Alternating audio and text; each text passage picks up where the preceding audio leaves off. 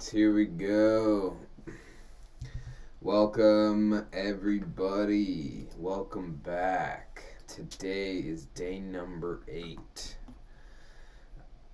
Day number 8 of learning how to code and making web applications.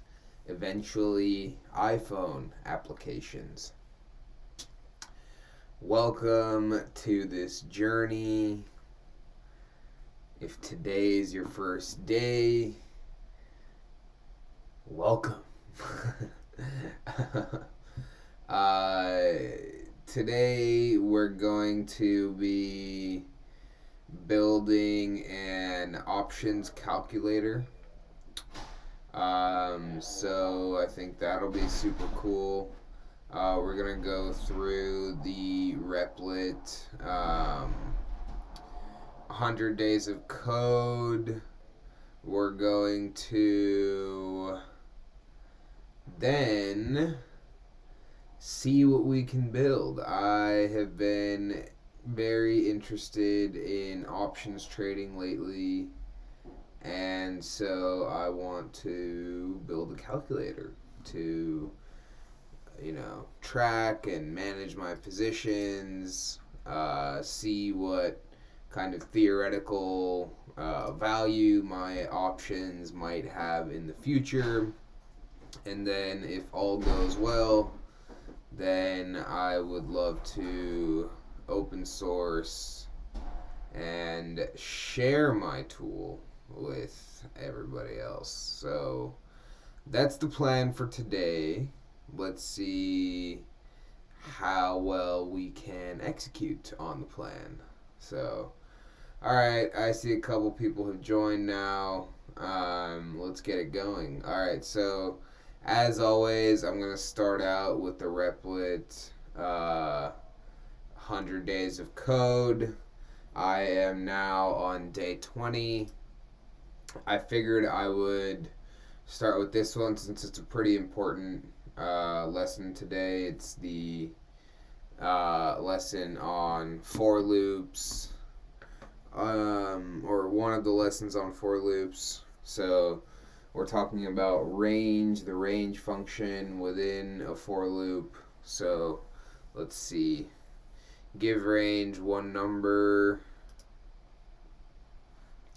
and it will count up to that number. However, you can actually give the range function a few options: a starting value, ending value, increment. Okay, it makes sense. The ending value has an unsaid less than, meaning the computer will stop one number before the ending number that is written in the range. Okay, let's try some examples. Let's try it out. The first number in this range, 100, is the starting value. The second number in this range, 110, is the ending value. Remember to always put the ending number as one more than where you want to end up. Okay.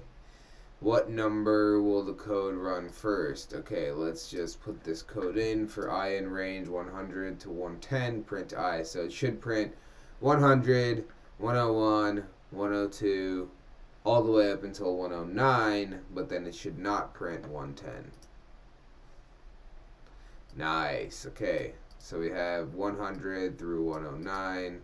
Cool. Okay, now let's see the next one. For I in range 1 through 7, print day I. So this should print day 1, day 2, day 3, day 4, day 5, day 6, and then stop. Nice. Okay. Did you notice this counter stopped at day 6, changes the ending value to be one more than the last number you want. Okay, so do 1 to 8. Alright, sure. I can do that. Now I should show day 7. Okay. What happens when you run this code? Let's see. Print 13 times table. For I in range 1 through 13, print I, comma, times 13 equals I times 13. Okay. So it's gonna do the multiplication table. So it should print 1 times 13 equals 13, 2 times 13 equals 26, 3 times 13 equals 39. 4 times 13 equals 52. And then it'll do it up until 12 times 13 equals... What is that? 135? No. What am I saying? 120 plus 36. 156. Okay. Nice. Alright, 13 times table. 1 times 13 equals 13. Alright, up until 12 times 13 equals 156. Alright, cool. Still got it, baby. Alright, cool. That looks good. Increments. Nice. Okay. We know that this range will start at 0 and continue to 999,999, which is the number right before the ending value written. Okay. The number will increase in increments of 25 each time. Okay, cool. Now, for I in range 0 to 1 million, increase by 25 every time. Okay. In this case, do you think it'll print 1 million? Cause it'll stop at the one right before 1 million, right? But then it'll add the 25. So will it print it out? No. Okay, interesting. So it got to 999,975.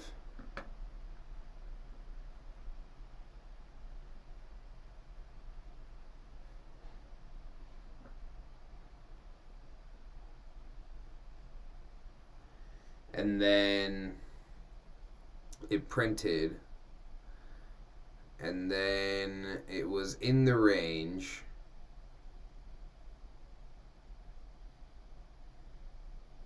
And then it added 25, so it stopped. I guess so. I guess that's how it works. Okay. I wish you'd explain this a little bit more. Because, like, we got to 999,975, and then I'm like, okay, well, what happened now?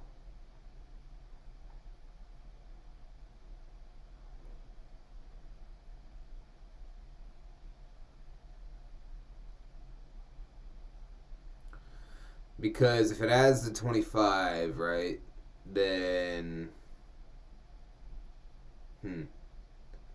Yeah. I'm a little unsure because, like, let's say it adds 25 and then it gets to the million, then it just exits this loop, right? But for I in that range,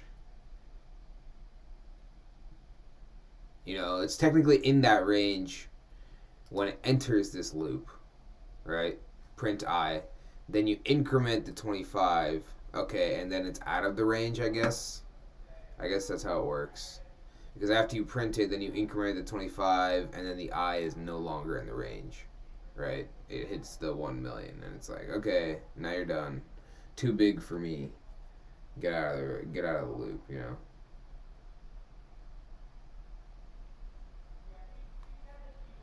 Huh, yeah. Okay. Alright, let's move forward. Counting backwards, let's see.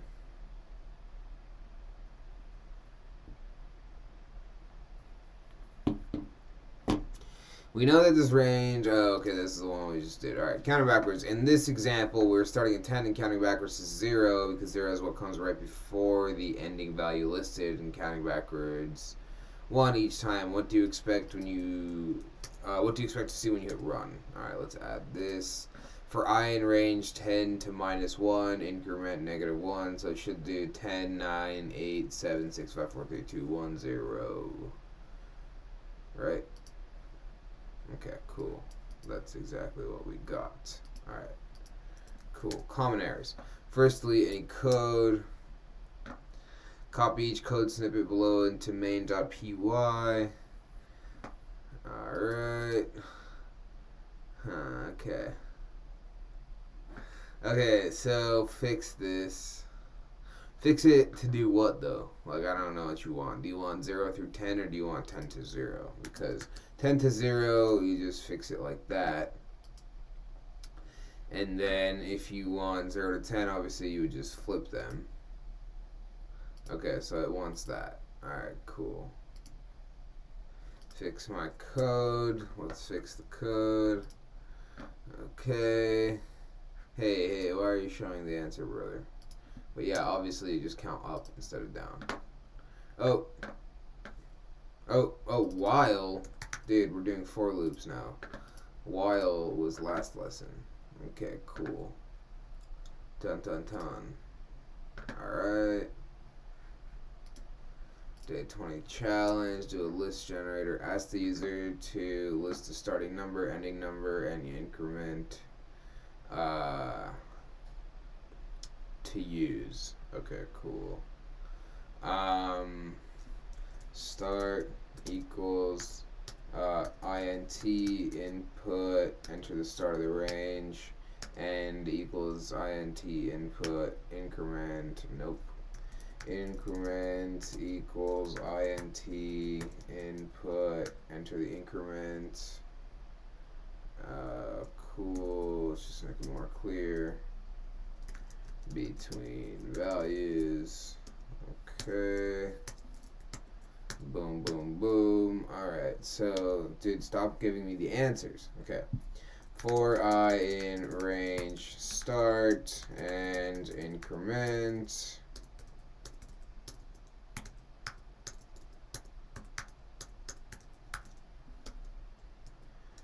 Okay, then what do you want it to do? Print I. Just print I or what?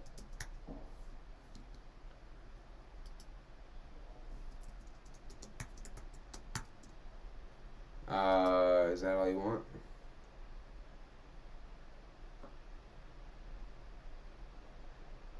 Okay. Let's see. Enter the start of the range, 1. Enter the end of the range, 3. 1. 1, 2. Okay, cool. That's not fun. Enter the start of the range, 3. Enter the end of the range. Oh no, I put an invalid unit. Okay. 30. 28. Nice. Okay, I put too large of a number, possibly. Okay.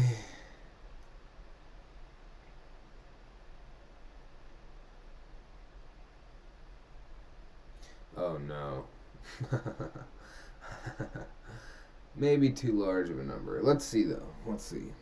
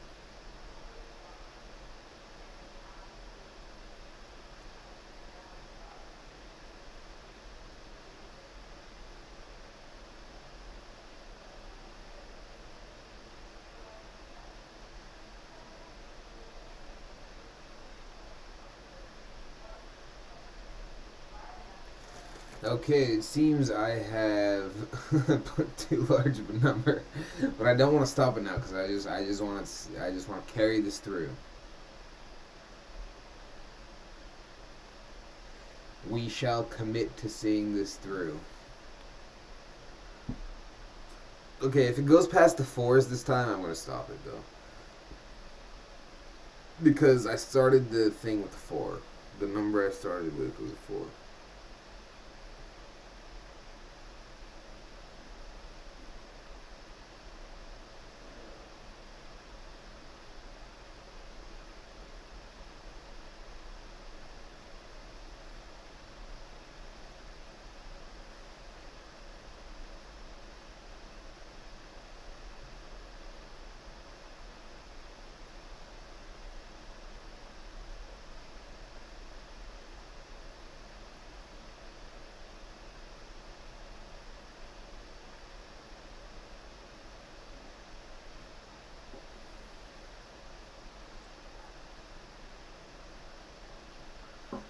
The moment of truth. Okay. If we see a 5, I'm stopping it. Damn it. Okay then, I'm stopping it. You have served me well, my friend. Thank you for running. Well, let's run again. 1 to 24, increment by 7. Okay, I think we're good here. Cool. Nice. Answer. Cool, cool, cool. Mark complete. Let's see. Let's see what day 21 looks like.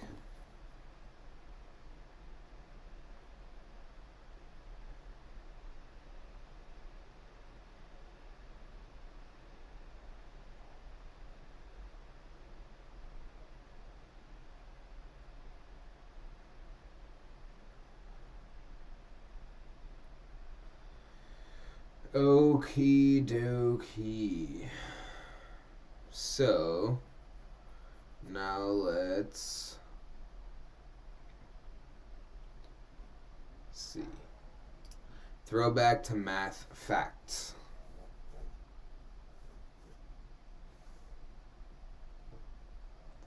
I kind of just want to build the options calculator, but maybe math facts will be useful, you know.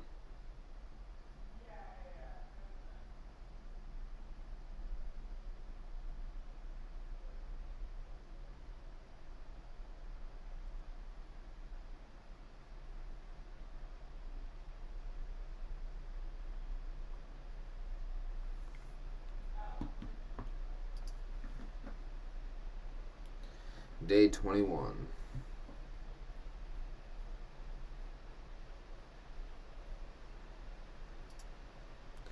Test your family and friends on their multiplication knowledge or just be really mean. Okay, prompt the user by asking for a multiplication table for the number of their choice. Generate the table for 1 to 10 times that number and ask each math fact as a question. Psst, that's a hint. Okay, if the user gets the math correct, award them a point. If they get it wrong, do not give them any points. At the end of the 10 rounds, show the user their score out of 10. Okay, let's see. Name your multiple 7. Okay, I see.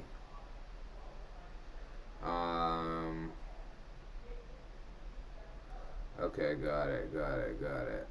Alright. Oh, no. Don't do that, dude. Do not do that. Okay. Let's remove that. Let's exit the docs, exit the shell. Stay in the console. Okay, here we go. Okay, so let's play a math game. Dun dun dun. Alright. Print. Let's play a math game. Okay, boom. No, I don't want to print that. I want to say multiple equals int input. Name your multiples. Sure. Okay. I want to say counter equals 0. I guess this should be score, but whatever. Score equals 0. Okay.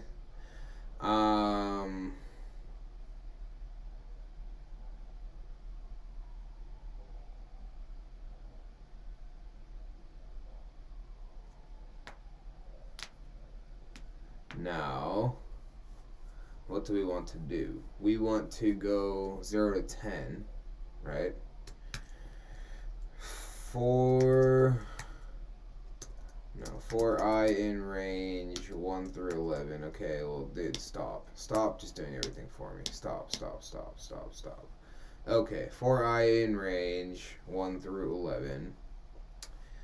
Yes, answer equals int input. What is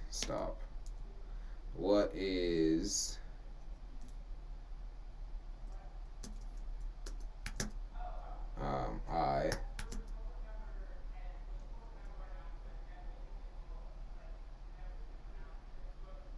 comma times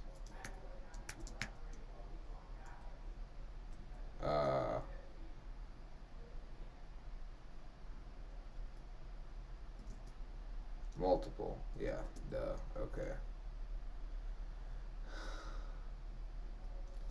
If answer equals I times multiple, print correct. Score plus equals 1. Else, print incorrect. Yeah, sure.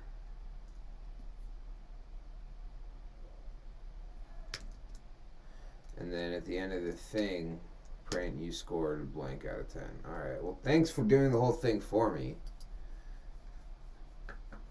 Let's play a math game. 12. Alright. Input.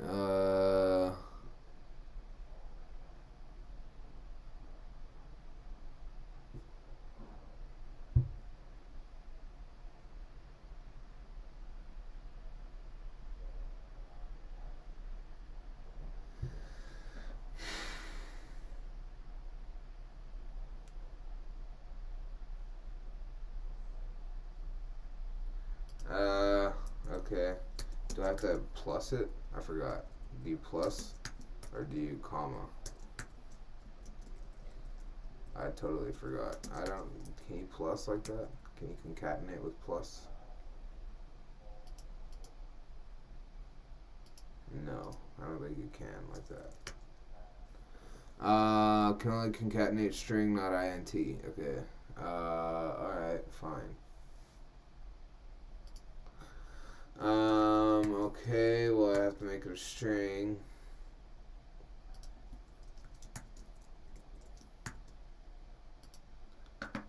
Okay. What is 1 times 12? Well, I don't like this not having a space. Okay. Done. Okay. Stop and start again. 12. No. 12. Okay, what is 1 times 12? 12. Nice. 24. 36. 48. 60. 72. 84. 96. 108. 120. Score 10 out of 10. Nice. Great. Cool.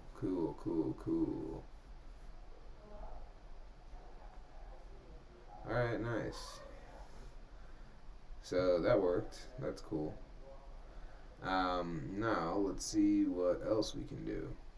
Well, I don't think we really want to do anything else here. I think this is fine. For the purposes of this exercise, we have accomplished everything we want to accomplish.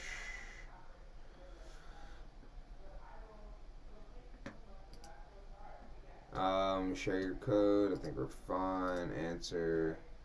Welcome to Math Facts game. Boom. Okay, fact family. So I named it multiple. Okay. Counter equals 0 for I in range 1 through 11. Correct answer equals, oh, interesting. Okay, so they made a variable of the correct answer instead of putting it in the if statement. Okay, that's fine. It's the same exact thing. Counter plus equals 1. Incorrect. It should have been blah. If counter equals 10. All right. Well, I didn't put a perfect score thing. I think my users will survive. All right. Cool. I think we're good there. Think we're good there. Alright, cool. Mark lesson as complete. Okay, so that's kind of useful, I guess, for an options calculator. I don't know.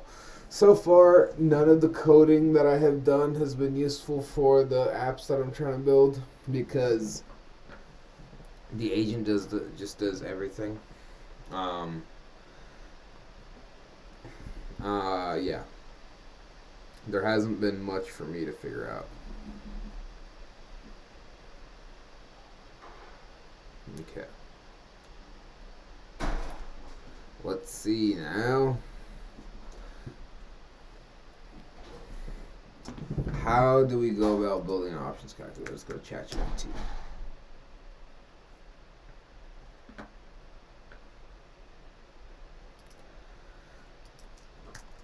I want to build an options calculator that takes in basic information about my options positions and can calculate their expected value at different stock prices at different points in the future. How would I go about building such a thing? Let's use the higher reasoning models. Okay. Let's see what it says.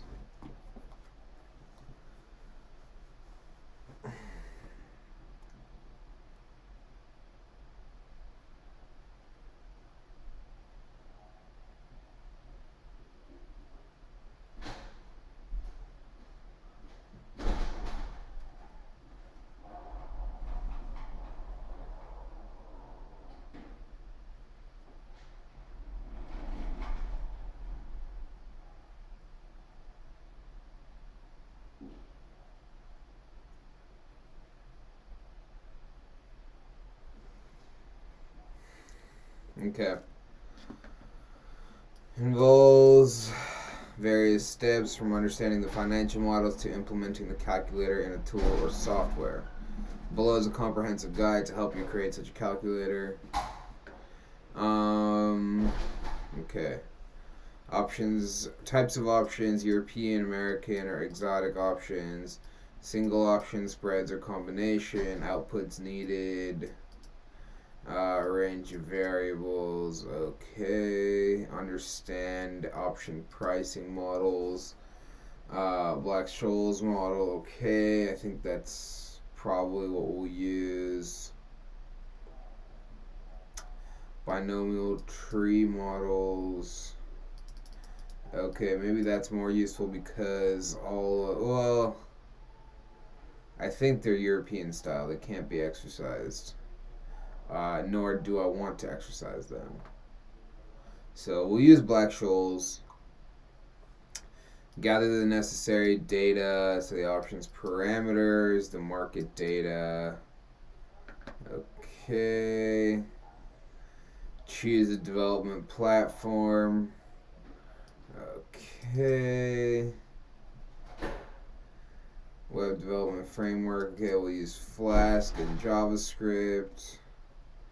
Okay, cool.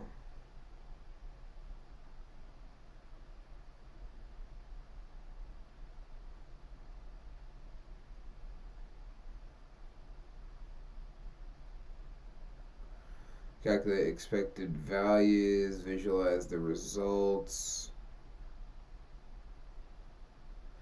test and validate, enhance user interface, deployment, maintenance. Okay, cool. Example, simple Python based options calculator. Alright.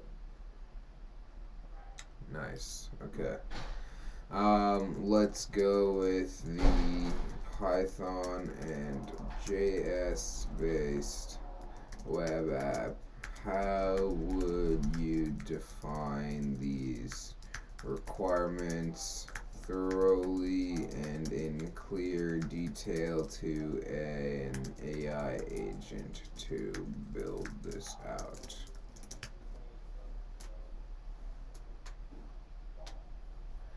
Okay, now one thing I put in the stream title and that I want to try myself is using V0 to actually scope out like what I want out of this.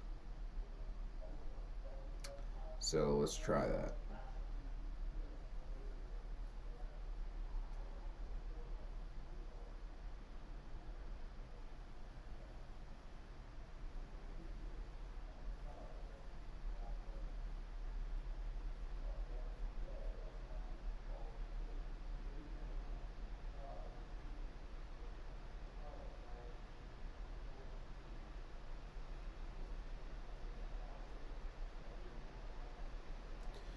Okay, so it's going extremely ham. Also, one thing I've noticed about the new OpenAI model is it's actually way faster than people give it credit for.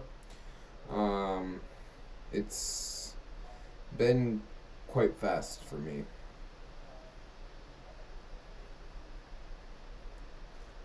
Alright. Okay, so definitely also just random thing. Way fewer, way fewer followers in the morning. Yeah.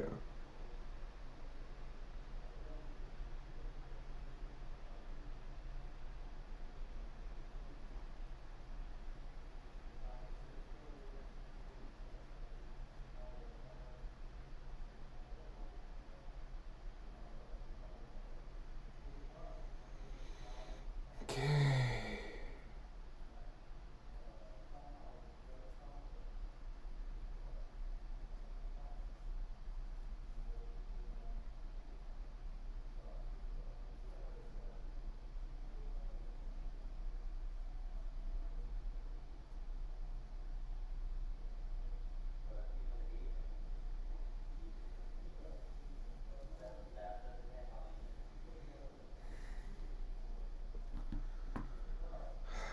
This is probably too much to provide to the agent, my brother. I don't think I need all of this stuff here. Project overview. Options pricing calculator. Web applications develop a web-based app that calculates the expected value of options price positions at different stock prices and future dates using established financial models like Black-Scholes. Front end will be using JS, HTML, CSS. Back end Python using Flask or Django. Okay, input field, current stock price, strike price, time to expiration. Risk-free interest rates as a percentage, volatility as a percentage, dividend yield as a percentage, call or put, option styles, output fields. Okay, that makes sense. Okay. Wow, alright, so it's really going ham. I don't need to give it the technical requirements, I don't think, because that's what the agent is good at.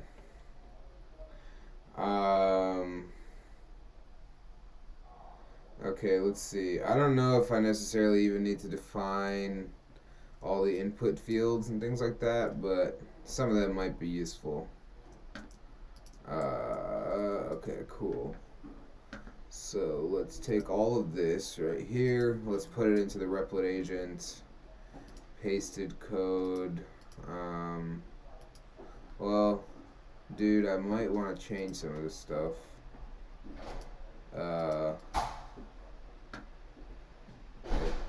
Okay. Well, can I not edit this? Alright, whatever, man. You do you.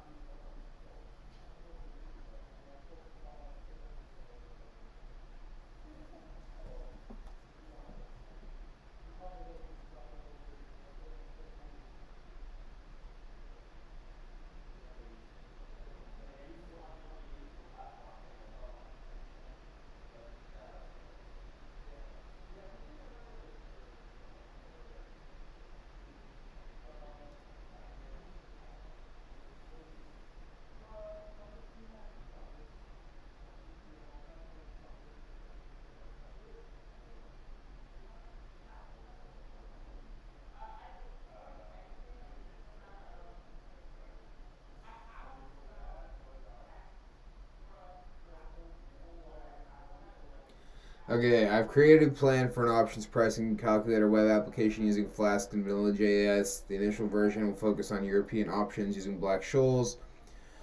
Okay, implement American options. Nope. Add calculation display of Greeks. Maybe. That sounds kind of nice. Add export options for calculation results. I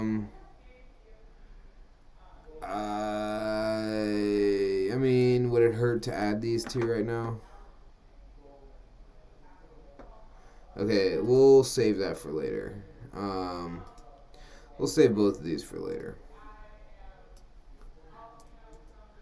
I'm just going to copy paste that. Okay, let's start.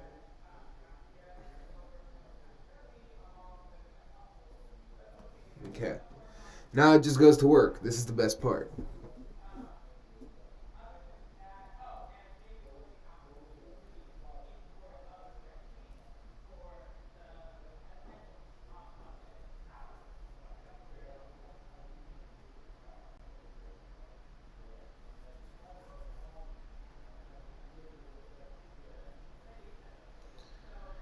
Kidoki. Kidoki. Installing Flask. This is great, man.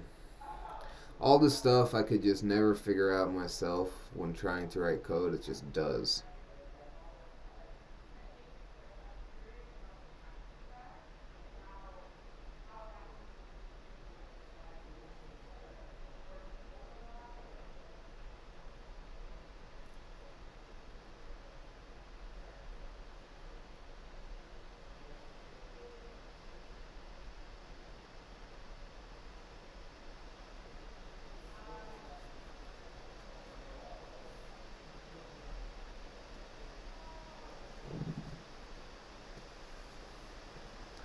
Alright, let's go. Okay, so is it loading correctly? Can you see the form with input fields?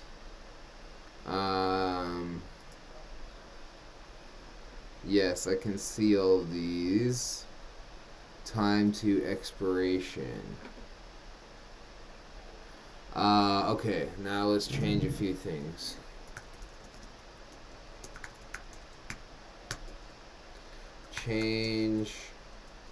Change the following. Make time to expiration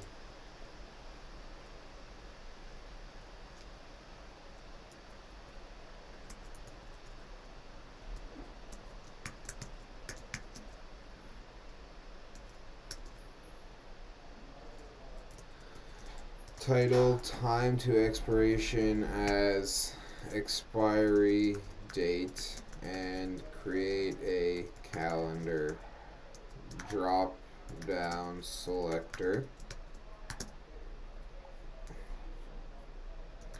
Remove risk-free rate.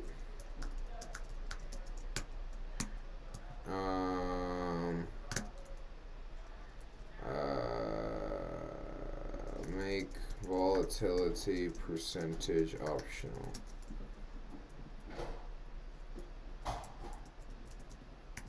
I'm going to make this optional also. Optional. Enter a field for stock ticker. Okay.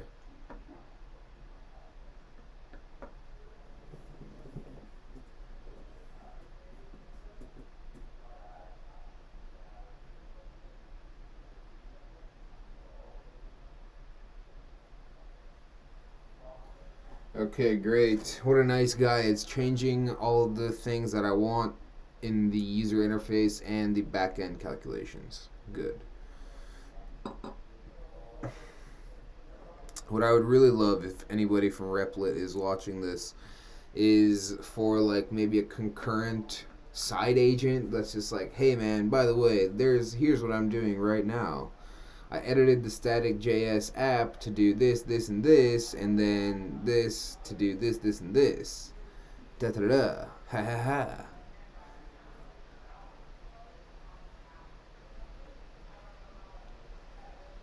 Okay, so it's technically supposed to make these optional. I'm not ready to share with the world, my friend. No. Let's go to January 25. Let's say stock price. Let's take my Robinhood calls. Stock price is 23 or what is it? 23.70. Strike price is 24. Risk free. I'm not putting any of those. Calculate. Let's see what it does. Results. Interesting. Option price 102. Okay.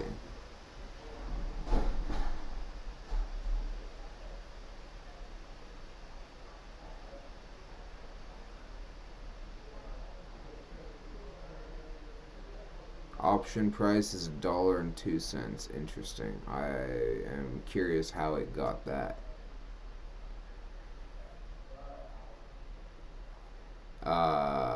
Interesting. How did you get that? Let's say I change the volatility. Okay, so if I change the volatility higher, or if I just change the volatility at all, then it's telling me the new option price. Interesting. Let's say I lower the volatility. Okay, so if I lower the volatility, basically it's worthless. Okay, interesting. Risk-free rate 5%. Let's call it. Okay, sure.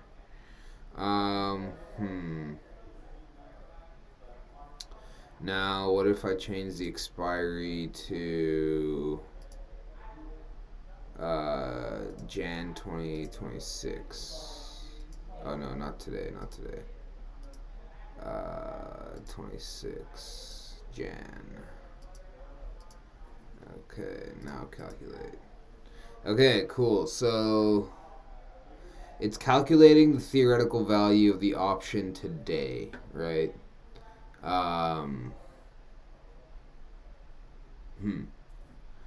No, I don't. This is not what I want. Add something for the option price, right? Like, because I know the option price. The option price is right now for January 2019 or January 19th, 2025. The option price is closer to like $2.50 or something, right? Let's see, what is it? Okay, let's see the option price here. It should be at least like $2.50, maybe $3. The option price is $3.02. Okay. Alright. So this is not correct. Let's add another field for the current option price and let the user see the theoretical option price at various stock prices and at various time frames before expiry. Update the pricing model to reflect this.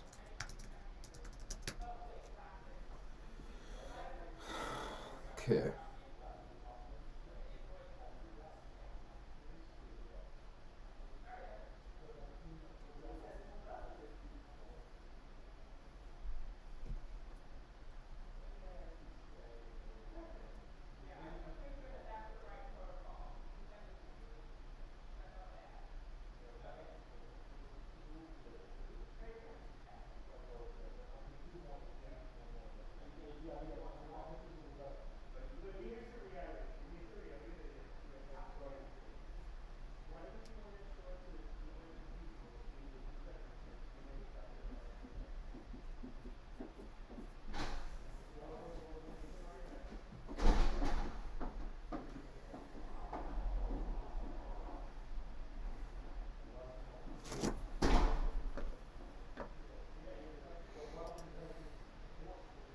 Black-Scholes.py. I'm curious what this looks like.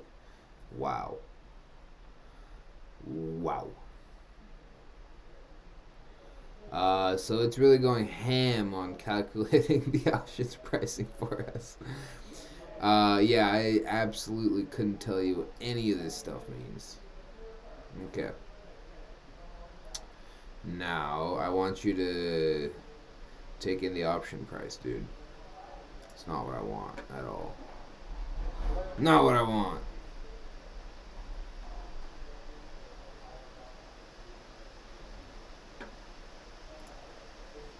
No, you prick.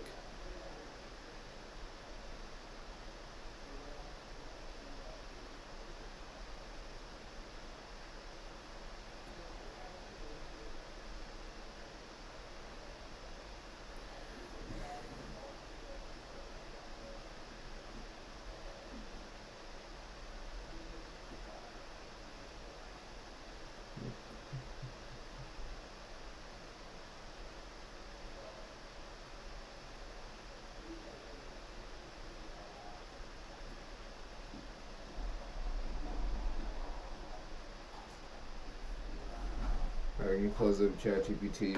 Now, the more that I'm getting into actually writing the code, the more I'm getting curious about how the actual file is running, right?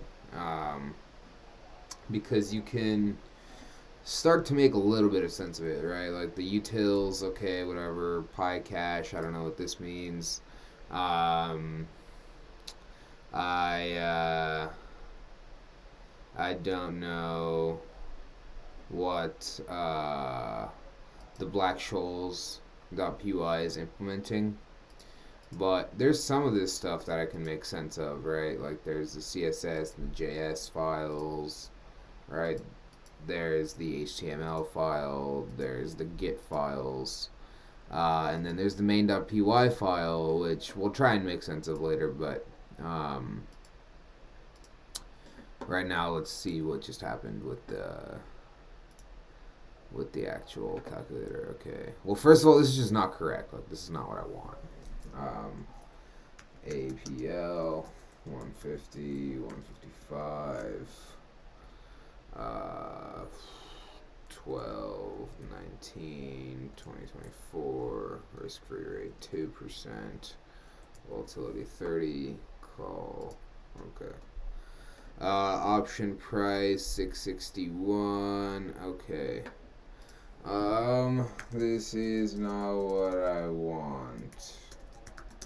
I want to be able to input the current option price alongside all of the current input fields, and then see the theoretical option price at various stock prices in the future. I'm not really sure how to do this because, well, like, just in general, right? Like, how are you going to take account those two variables? Or if the price goes up, but also the time goes into the future, how do you account for both of those? Like, that's a pretty complex kind of algorithm that, people on Wall Street pay and get paid a ton to figure out. So I don't know if like a simple request like 2 prompts is gonna just output exactly what I want. I would assume it will not, but we will try.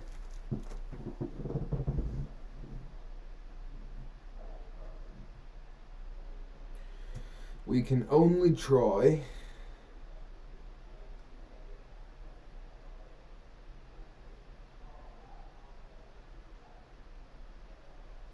Okay, nice. At least it's taking in the current option price now.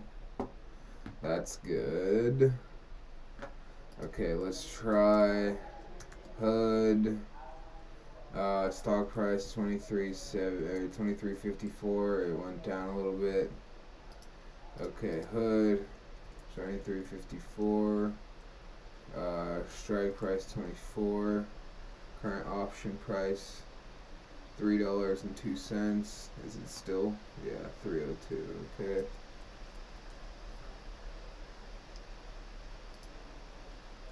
Uh, 19th, 2025. Risk-free rate of 5. Volatility, whatever. Okay. Now let's see. Wow, interesting. I don't know why the theoretical option price is so low given this, right?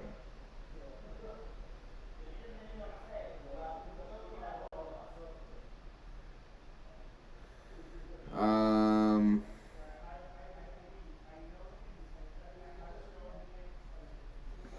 hmm. I'm so curious why the theoretical option price is so low.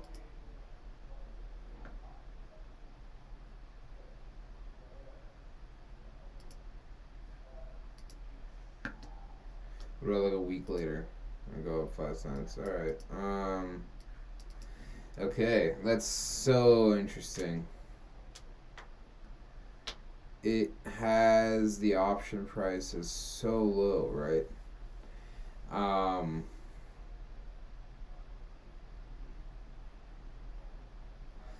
I mean, that's just got to be the volatility. Like, it basically is saying that the volatility is so low. Like, what kind of volatility would make it so that the.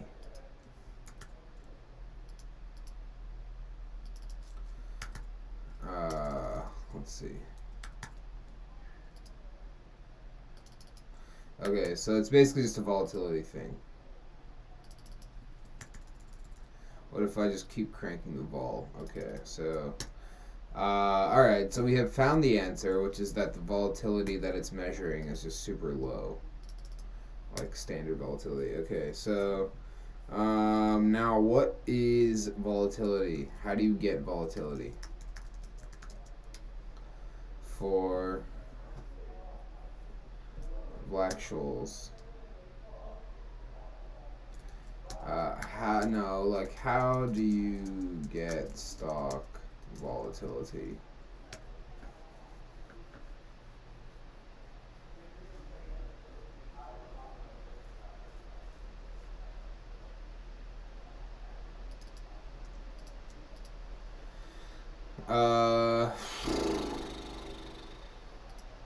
How do you measure the volatility of stock? Is there like an actual measure though?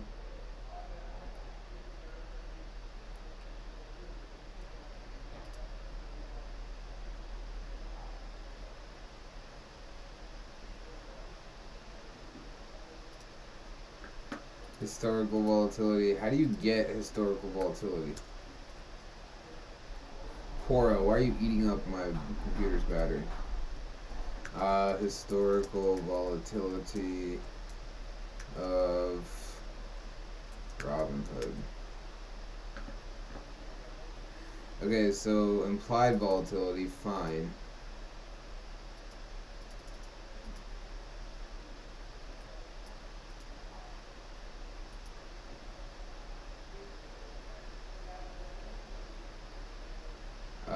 Got it. Okay, fine.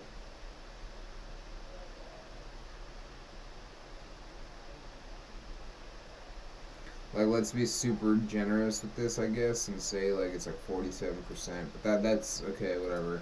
Let's say it's like 60%. Okay, that's more fair. This is making sense now, right? Like, let's say you took this 47%. So 261. Okay, that makes a little bit more sense in terms of where the option price is at, right? Like 53%. That would probably put it right at where we are, right? Okay.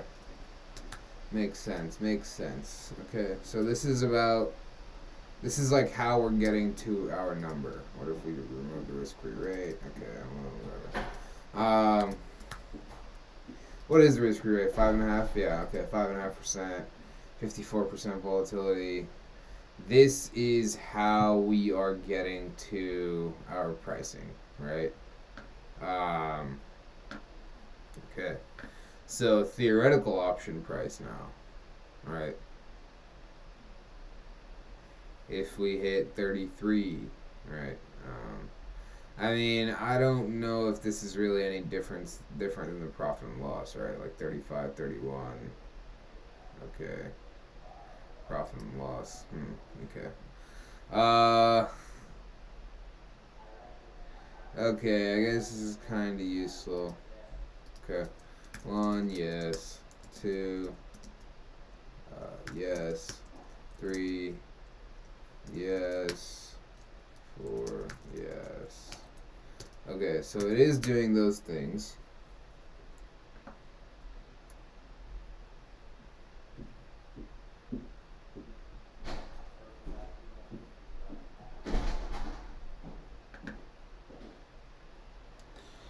Okay, so it's been saved here, which is nice. It's good.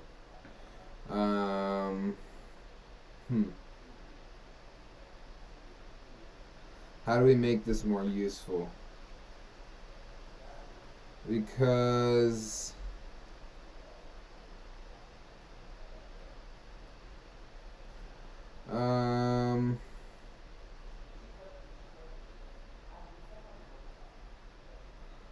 okay, it's good so far. I'm just thinking like, how do I think about how to make this better, right? Because there are obviously a lot of features that would make this way better, but I'm trying to think about how to frame them and how to express them in a way that will actually be useful for me. Because that I'm now realizing is the harder part. It's not like, okay, how do you just build stuff? It's like, how do you build stuff that's actually going to be useful? So, on top of this, now what do we want to build? Let's see, what can we build on top of this? Like, my ideal state was not something like this. It was more like something that would kind of outline different scenarios for me. It was like okay, let me play this out again. Okay, so stock price 23.52. Strike price 24. Current option price 302. 19th of January next year. 5.5. 55. Call. Okay. So now it's going to give me the theoretical option price. Okay. Cool. So if the stock goes to 35, my option will theoretically be worth 12. Okay. Uh,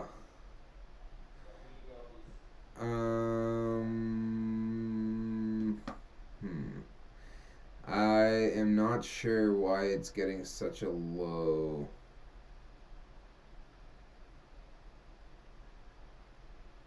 Huh, interesting. It is calculating this. Like, it is basically the exact same as my P&L, right?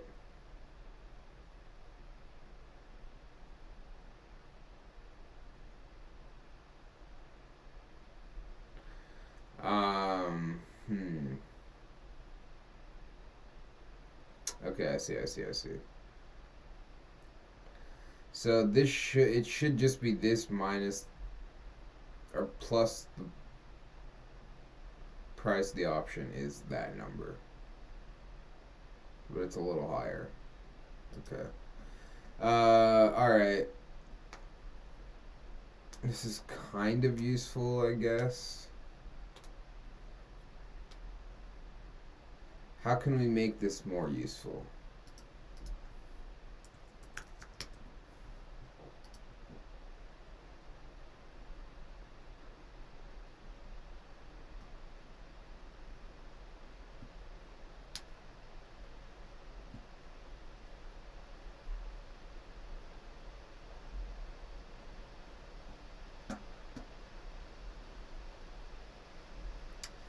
Okay, how about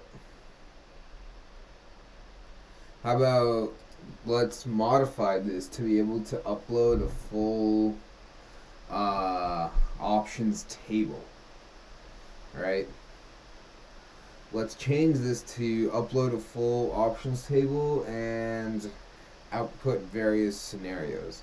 Let's modify this to accept a full options table as a CSV or JSON file and model out various scenarios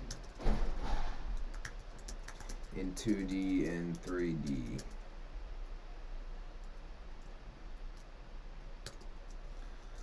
The visualization I want will show various outcomes of stock price and the theoretical or potential value of each option.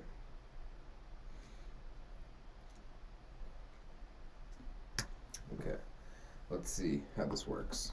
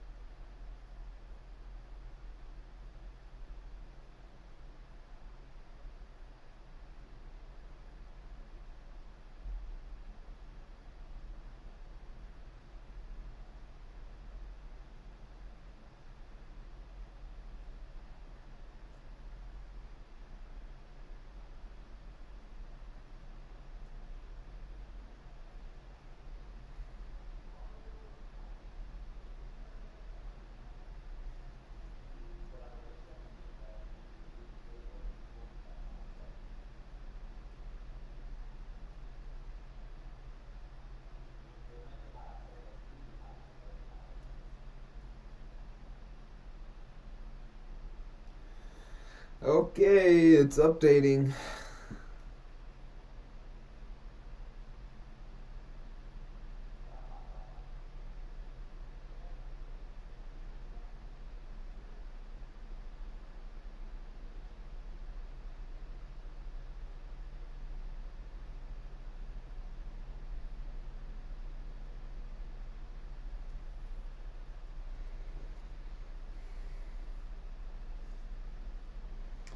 Alright, so let's see now. It doesn't seem like the file upload has been implemented. No.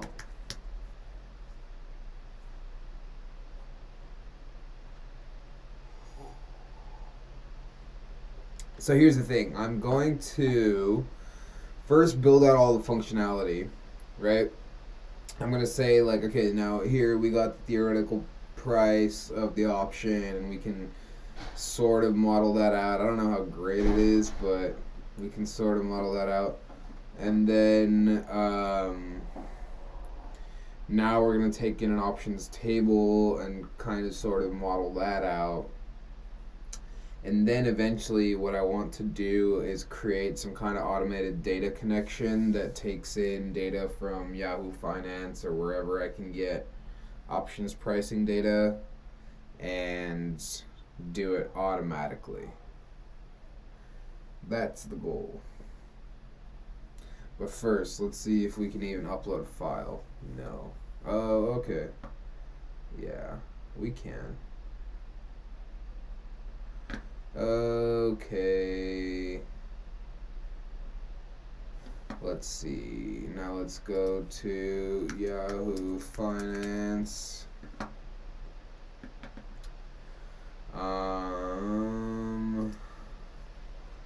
Stock prices. What about, okay, Robinhood.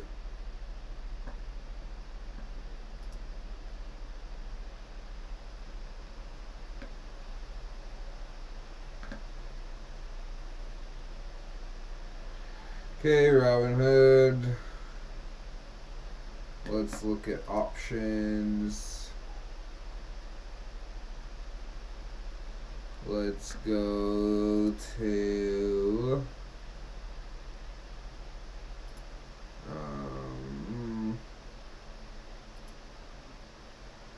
let's go to January 17th. Okay. So here we go. The options pricing about you know what I was saying earlier. Wow, these really are not liquid at all. Like, there's some open interest, but the volume is so low. There's some activity around the 25. There's a lot of activity around the 30. Interesting. So these are things I would love to just have highlighted for me. Okay. So, can I download this? No.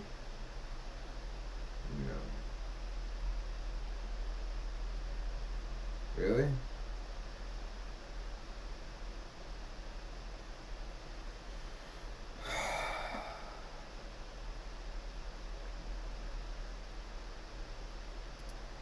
Okay, historical data. Are you kidding me? Wow. So it has a download button right here. Oh.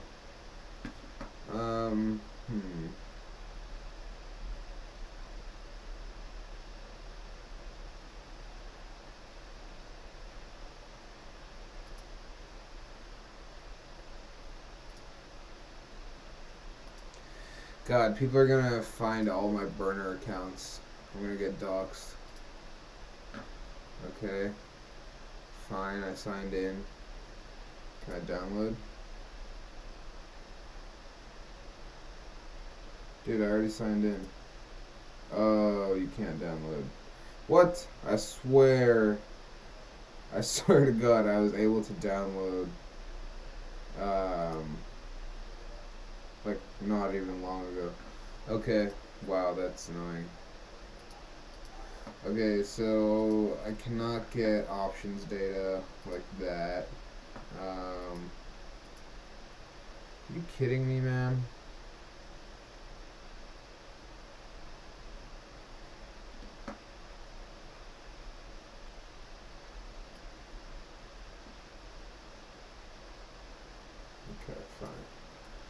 I'll take this. I will put it into a sheet.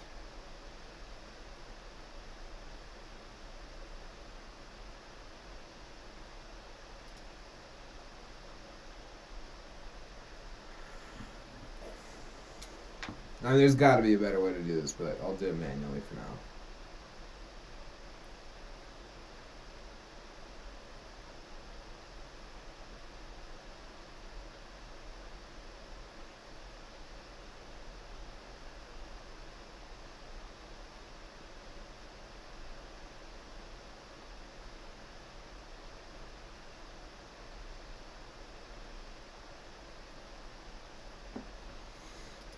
Okay. Blank workbook. Let's copy pasta.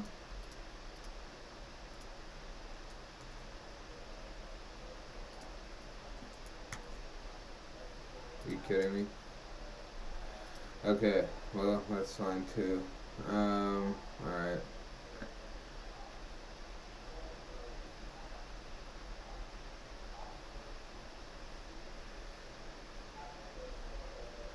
Okay, cool. File, save as,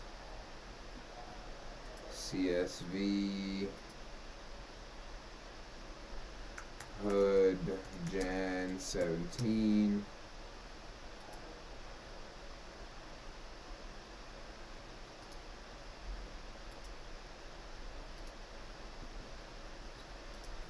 Okay, hood Jan 17.csv. Okay, hood.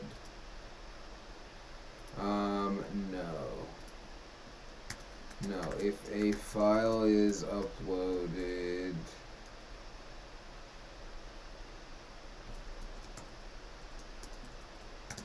make all fields optional.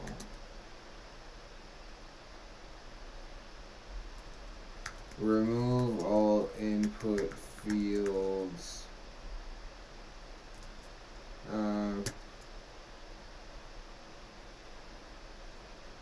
Make all input fields optional if a file is uploaded. Represent this as a drop down or a tabular format. Oh, I forgot to go into V0 and mock this up. You know what? I really need to start doing that. Because it helps you also get a much better sense of how you're going to build this out.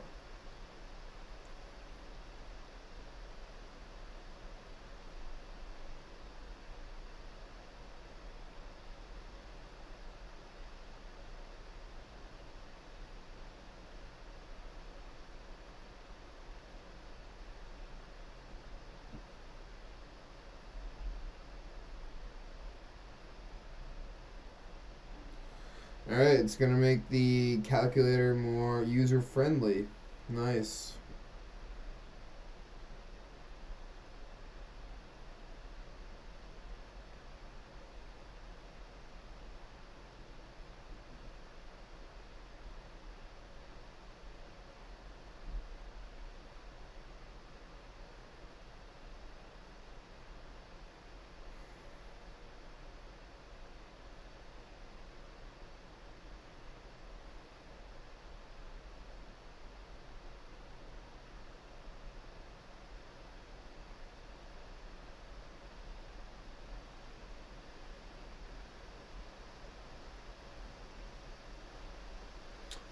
Alright, let's see.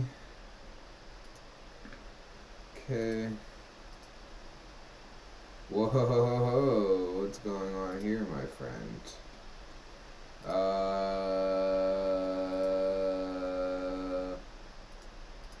I mean, no.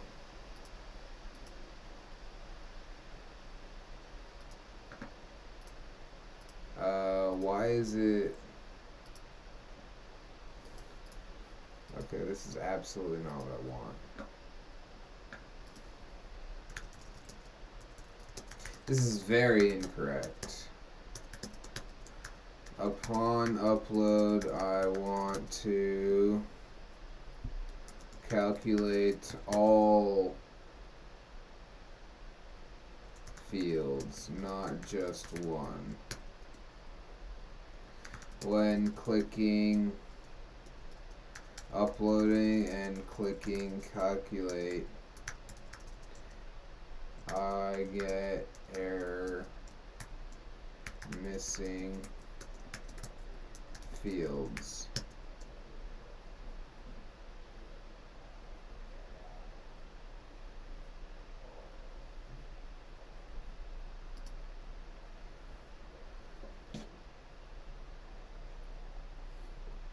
Okay. Let's see what's going on here.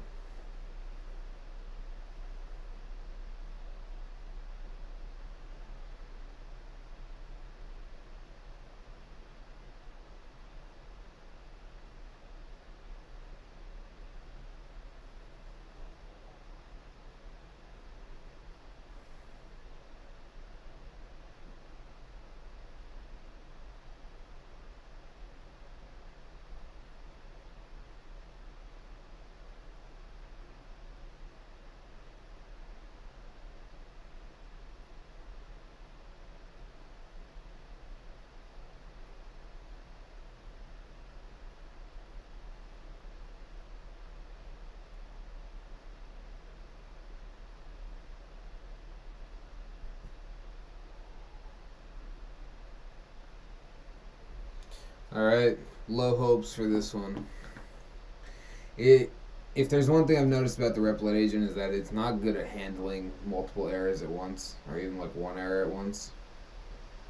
So we'll have to see how we are going to debug this one.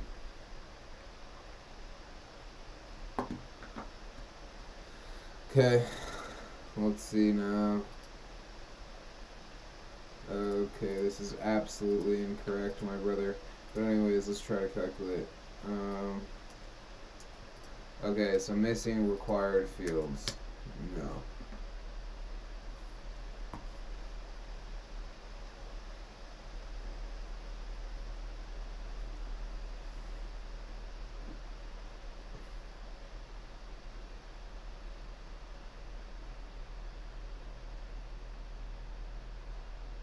Okay.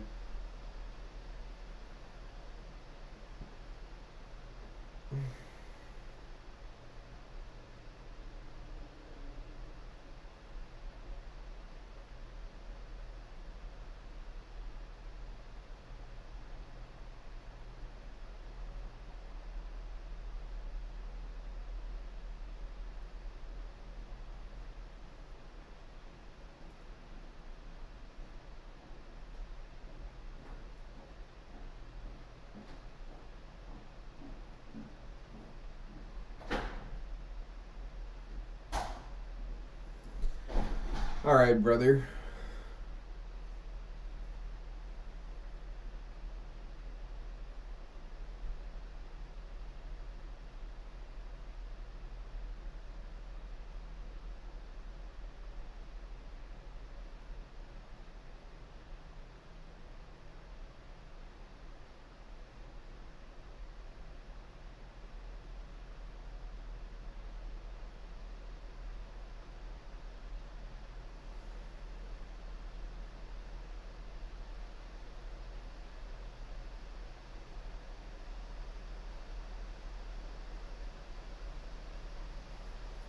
Okay.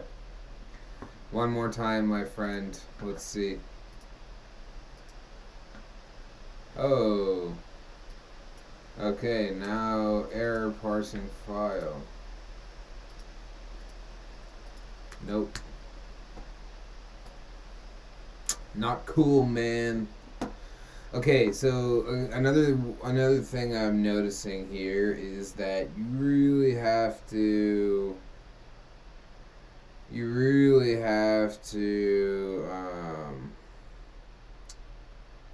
define the requirements and define everything before you start. It's gonna be tough to like get it to reverse and go back and then fix things.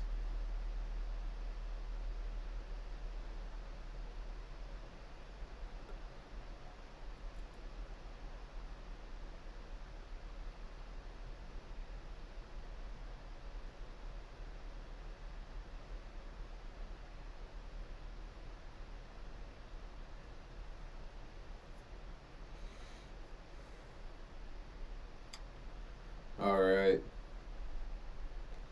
Now this is not looking promising, I'll tell you. I mean, the good thing is we got the basic like functionality of an options calculator working, which is good. But to get the more advanced stuff that we wanted, it's going to have to be a rework at this point. It's not going to happen with this version.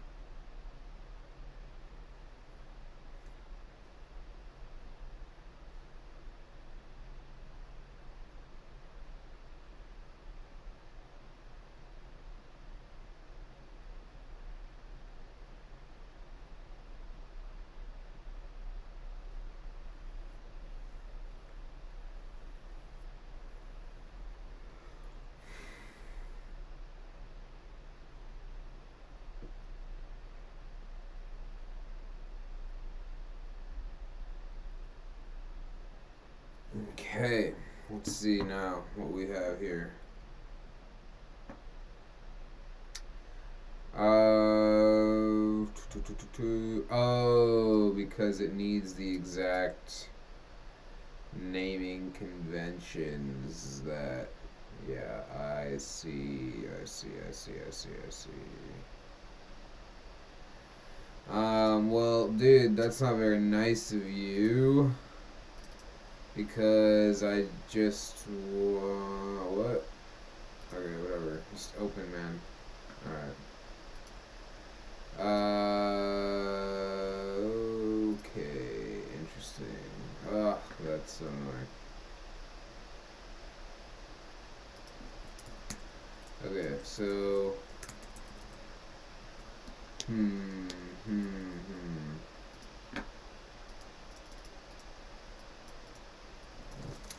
Okay, so it wants me to give it this thing in this. Alright, fine.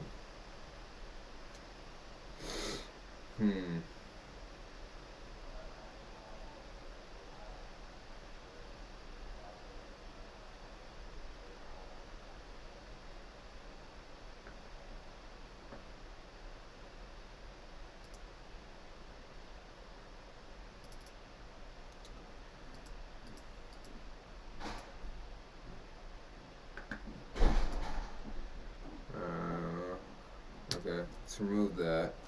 Oh, is it putting everything in one? Oh my goodness, that's annoying. Okay. Well, let's do a new one. A blank workbook. Let's copy and paste these once again.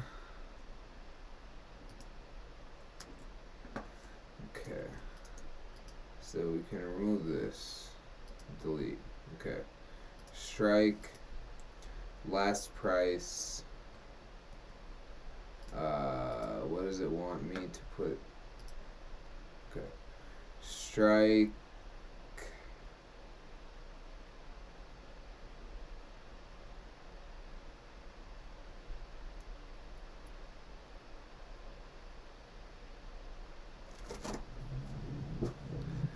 Option price.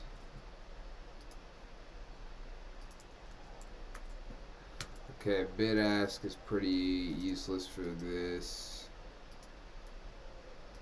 Change is useless for this. Volume, open interest. Okay, all useless for this.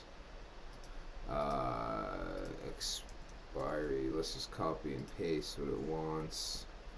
Okay, stock price we don't have. Stock ticker we do have.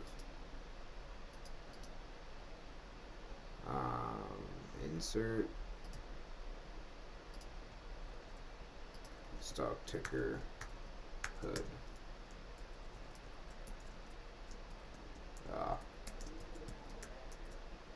Okay. Okay, apply volatility. Okay, what else do we need? Current option price, we have that. Stock price, we don't have. Okay, option type, they're all calls.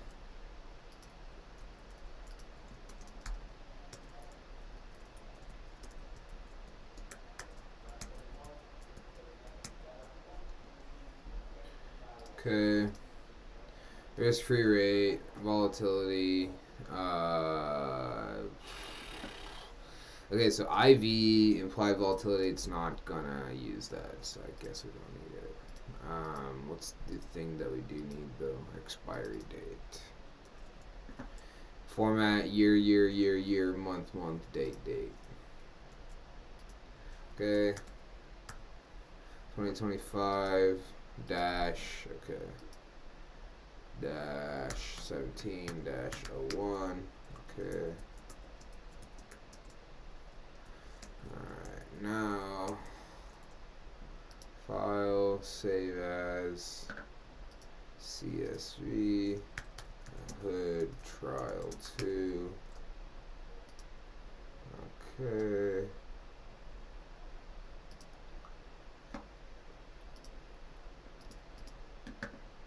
Oh, come on, dude.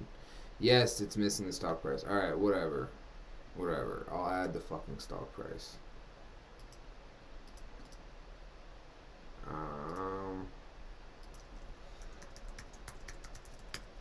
Stock price 23.5.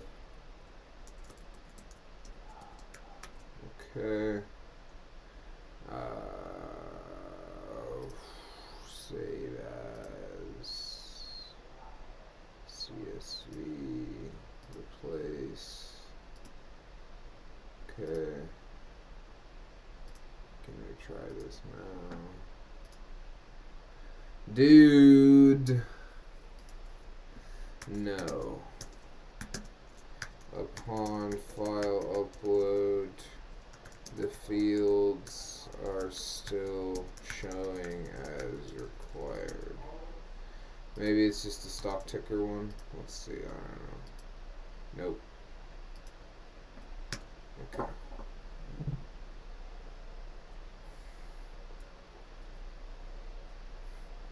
Okay, so here's what we've done so far. We have accomplished one thing, which is we wanted to build an options calculator that gets like theoretical pricing and things like that based on the current stock price and all this other data. So it did that, but now we want it to be more dynamic. So we're trying to get file input working so we can put a whole options table in.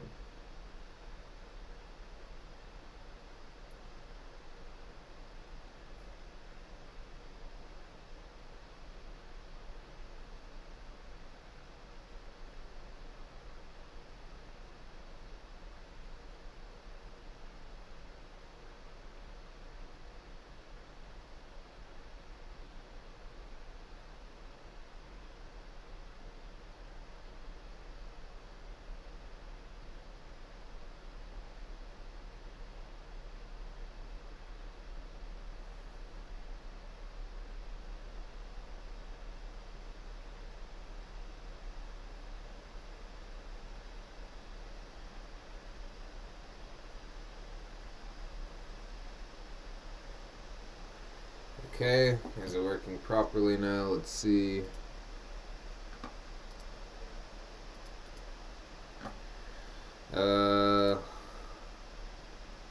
Invalid expiry date format. Interesting. Use blah blah blah blah blah.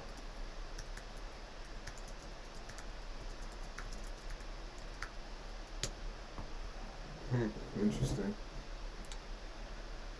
Interesting. All I can really contribute to these things is saying the word interesting and noting how much I don't know.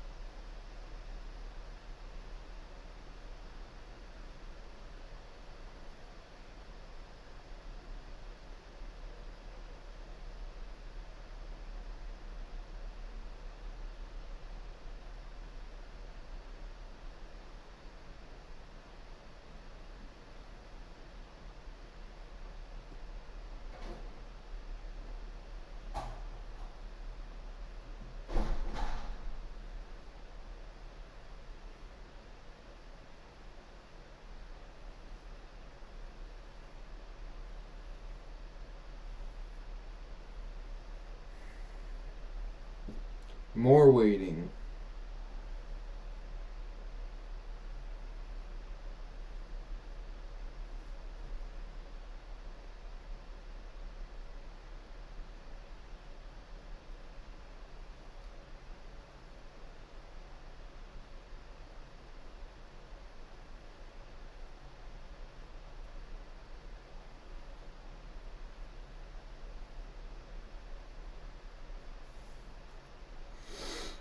Okay, here we go. Here we go.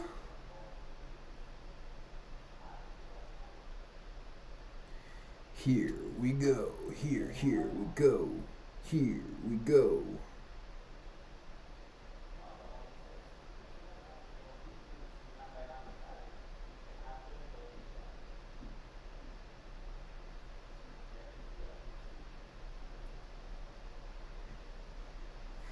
Okay. Please enter the date in this format. Dude, I did.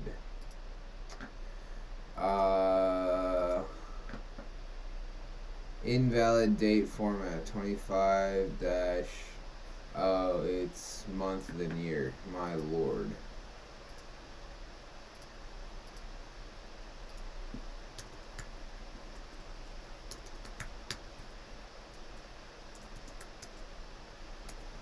Okay, friend.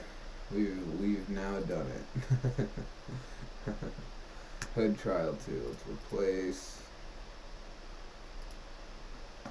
Okay, let's see. These date formats, man.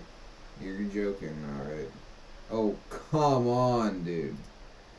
Oh, come on, dude. Format.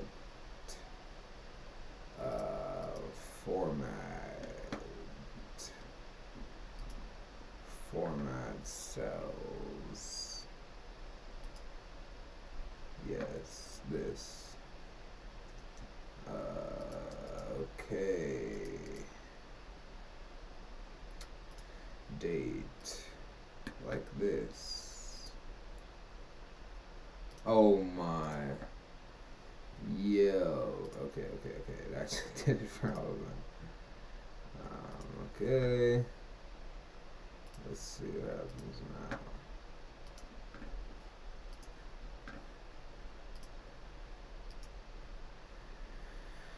Okay. Calculate. Oh my goodness. Come on, dude. Upon upload, the files are still showing. Okay. As expected, probably just gonna have to redo this project with more clearly defined requirements in the beginning.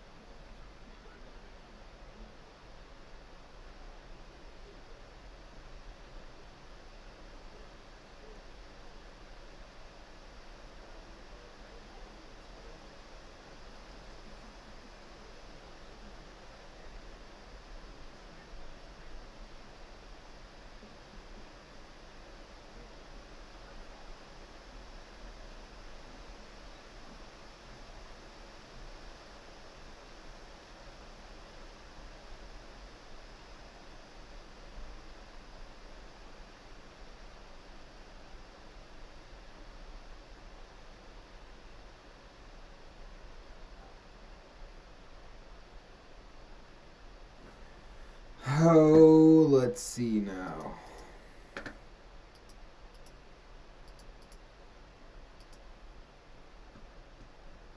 Okay, interesting.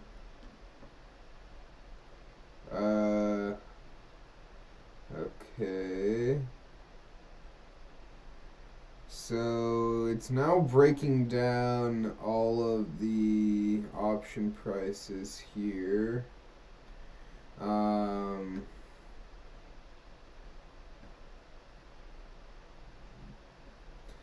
Okay, let's see.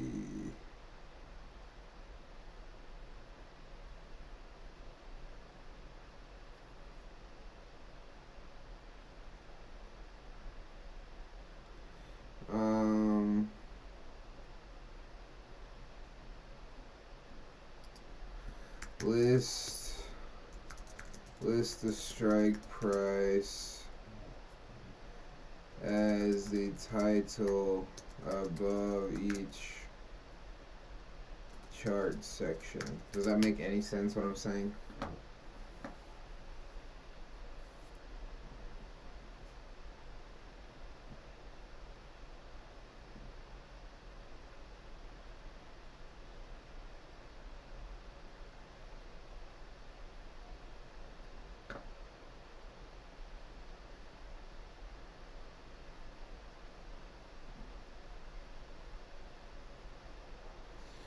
And then what if we add a volatility?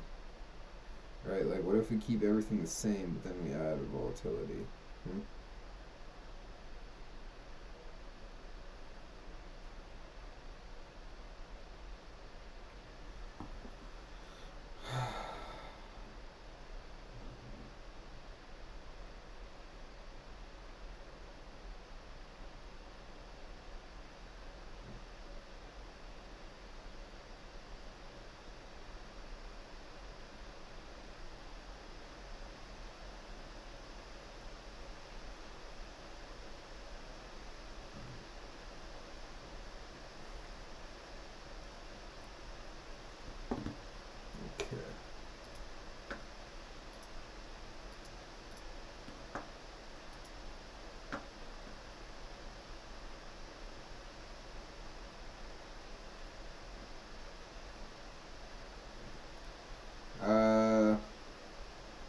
Strike price undefined.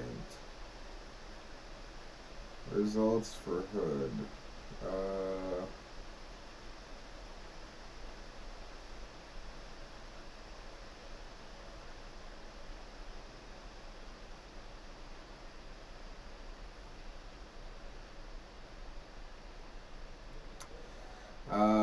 Strike price undefined for all charts.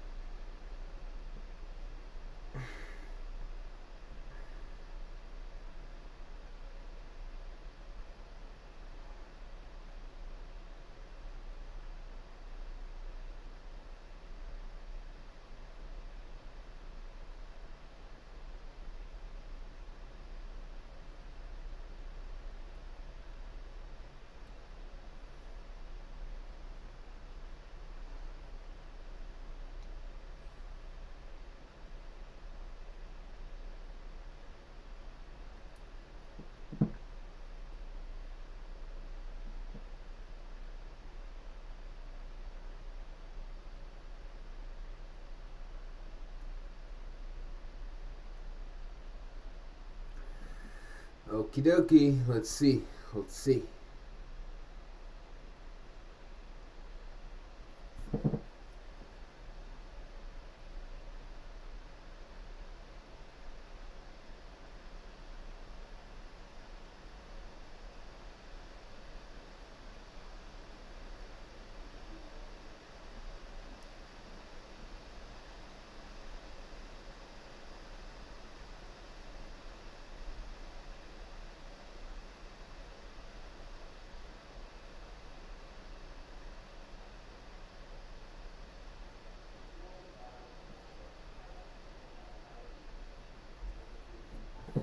Okay.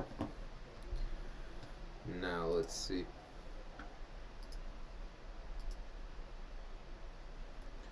Okay.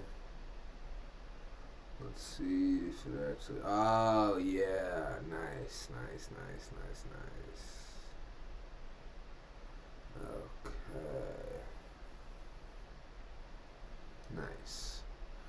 Okay, this is more useful.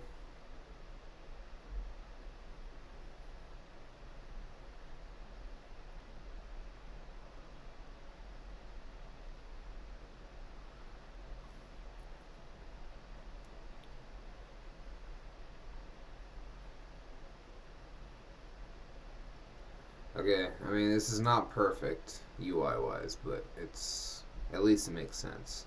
Yeah.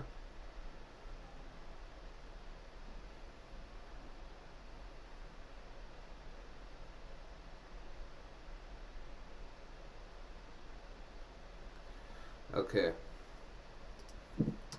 Allow for another input.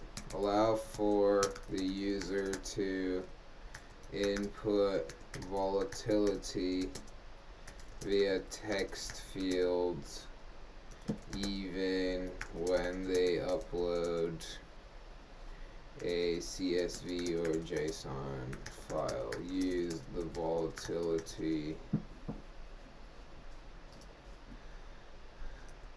and optional text field even when they upload CSV. Use volatility if inputted in the calculations on the back end. Okay, cool. Here we go.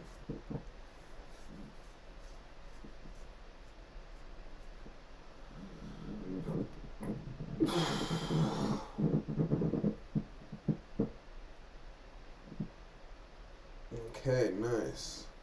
I think once we put this in, I think we have a good start, good framing for how we're going to build this. It's not bad.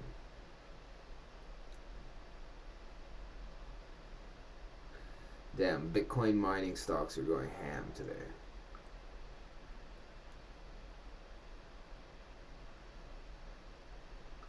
If anybody follows.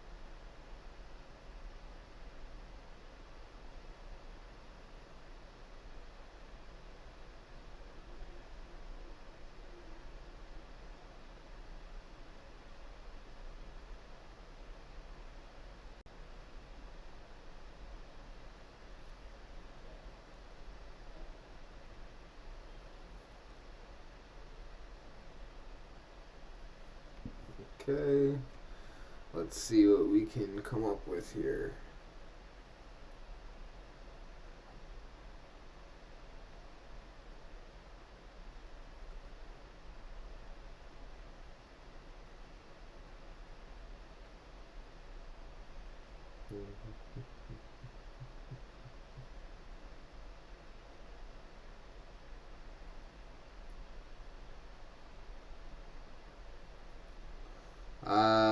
This is where it starts breaking.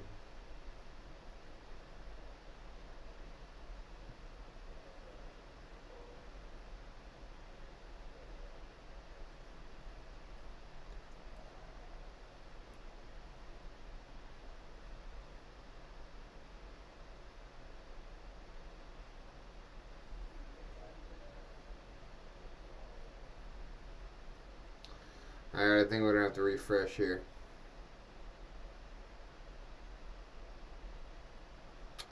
I don't see this working out.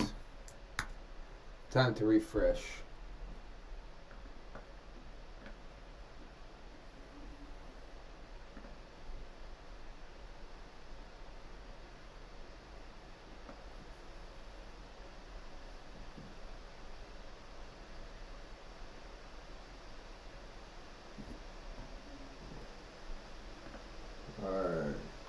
dude. Edit for me, please.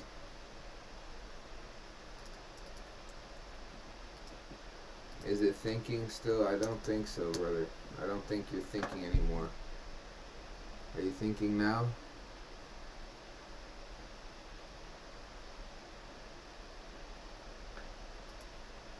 Probably not.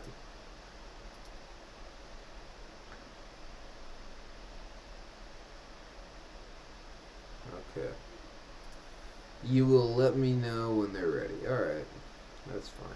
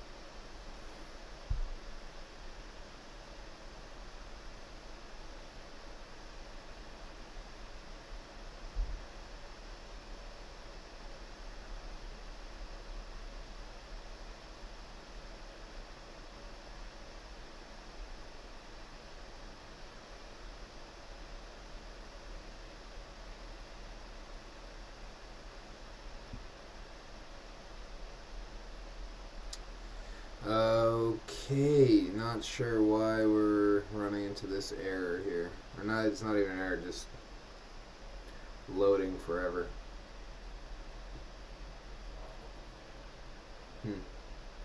Ah, it's at least doing stuff now.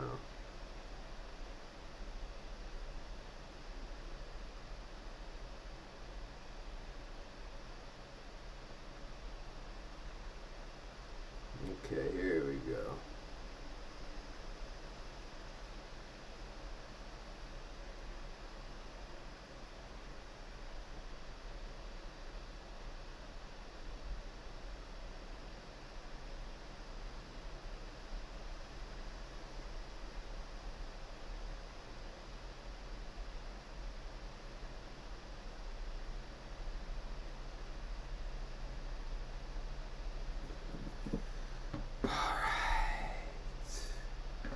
Let's see if there's a volatility field. Nice.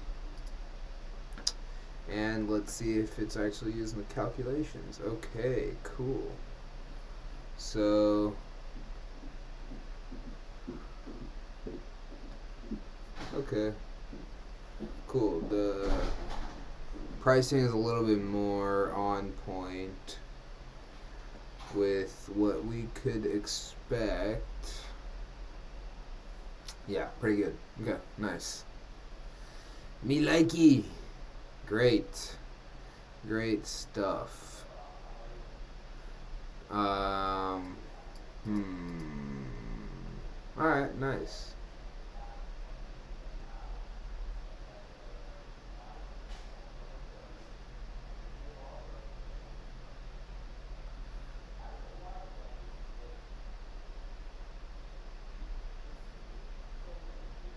Results for Hood. Current option price $260. Strike $25. Theoretical option price $239. Okay. And then like if it goes to like $31, theoretical option price $756.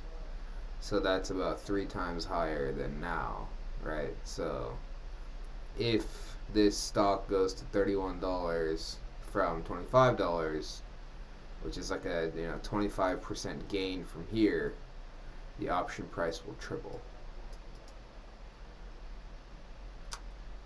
Maybe that's a useful feature. Like, if the price goes up by this much, how much will the option price go up? Yeah, that would be a cool feature to add. Maybe we'll do that tomorrow. I like this product so far. It's pretty useful, it seems. Let's see, like, let's say I change this to 45. Well, it should change all the theoretical prices and stuff. Let's see.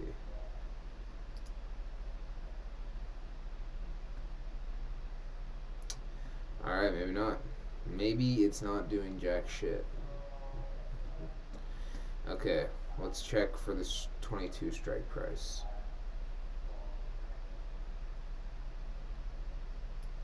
$3.23.